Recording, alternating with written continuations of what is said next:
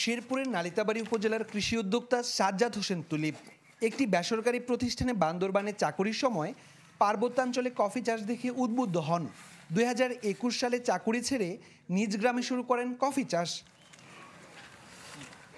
যাত্রা শুরু হয়েছিল 5 কেজি কফির চারা দিয়ে। 3 বছরে নিজের সমৃদ্ধির পাশাপাশি স্থানীয় কৃষকদের প্রশিক্ষণ ও বিনামূল্যে কফির চারা সরবরাহ করেছেন এই উদ্যোক্তা। বলছেন, স্থানীয়ভাবে কফি উৎপাদন বৃদ্ধি ও প্রক্রিয়াজাতে প্রয়োজনীয় পদক্ষেপ নিলে অনেকটাই কমে আসবে কফির আমদানি নির্ভরতা। অধিকাংশ চাষি আশাবাদী এবং চাষ করতে আগ্রহী, কারণ হলো কফি চাষ করতে বাড়তি কোনো জায়গার প্রয়োজন হয় না। বিভিন্ন ফল বাগান, যেমন আমের বাগান, মালটার বাগান, লেবুর বাগান বা বড় বড় বৃক্ষর বাগানে যে গ্যাপগুলো থাকে, এই গ্যাপগুলোতে সেই অব্যবহৃত জায়গাটাকে চাষ করা যায় এবং কফি চাষের জন্য বাড়তি কোনো ব্যয় নেই।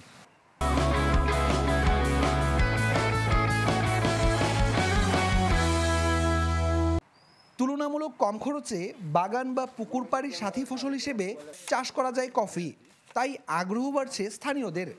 এরই মধ্যে কফি চাষ শুরু করেছেন শতাধিক কৃষক। উনি আমাদের একটা বই দেয়, বইয়ের ভিতরে কিভাবে চাষ পদ্ধতি পরিচর্যা সম্পূর্ণ ওই বইয়ের ভিতরে দেওয়া আছে। আমরা সেই অনুপাতে এটা করছি। বাড়ির আঙ্গিনার আশেপাশে যে প্রতি জায়গাগুলো ছিল, যে জায়গাগুলো দিয়ে কোনো কিছু কোনো কাজেই লাগতেছে না, তো সেই জায়গাগুলোতে আমি এই কফির চারাগুলো রোপণ করি। কৃষকদের এমন সাড়ায় আশাবাদী স্থানীয় কৃষি বিভাগ।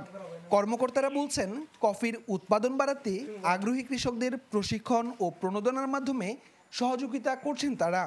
এই কফিটাকে কিভাবে আরো বেশি সম্প্রসারণ করা যায় আমরা প্রশিক্ষণ দিচ্ছি, পাশাপাশি সচেতনতা বৃদ্ধির জন্য কফি চাষে আগ্রহী কৃষক মাঠ পর্যায়ে আমরা তৈরি করছি।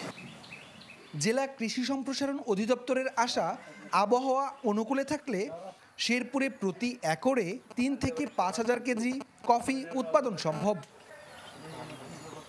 ইমরান হাসান রাব্বি, চ্যানেল 24, শেরপুর।